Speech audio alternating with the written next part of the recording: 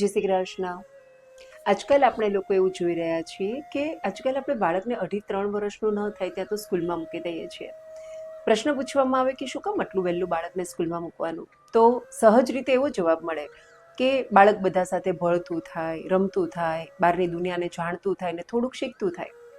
મારે એ પ્રશ્ન પૂછવો છે કે શું શીખવાડવું છે આપણે આ 3 વર્ષના બાળકને? 3 વર્ષના બાળકને કશું જ શીખવાનું હોતું નથી. 3 વર્ષના બાળકને માત્ર અનુભવવાનું હોય છે. ક્યાં સુધી? 7 વર્ષ સુધી. અને એટલે જ પહેલાં ઉપનયન સંસ્કાર પણ 7 વર્ષે જ થાય છે. અને 7 વર્ષ પહેલાં ઉપનયન સંસ્કાર થયા પહેલાં વિદ્યા આરંભ થતી નથી.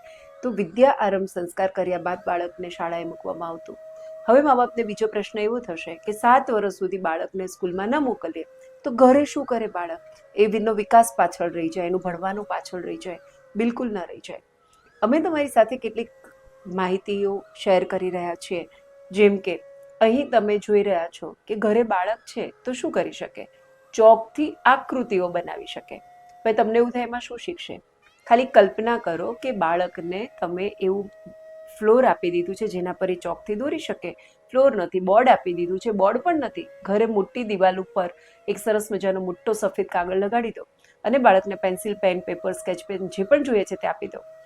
બાળક જે દોરશે એનાથી એની કલ્પના શક્તિ ડેવલપ થશે. ધારો કે બાળક દોરે છે એક સીધી લીટી અને તમને એવું કહેશે કે મેં આ ચીકુ દોર્યું છે, તો બાળક માટે એ જ ચીકુ છે. બાળક દોરશે ખાલી ગોળ મીંડું અને એ એવું કહેશે કે મેં આ પેરું દોર્યું છે, તો બાળક માટે પેરું છે. અહીંયા બાળકને કરેક્ટ નથી કરવાનું,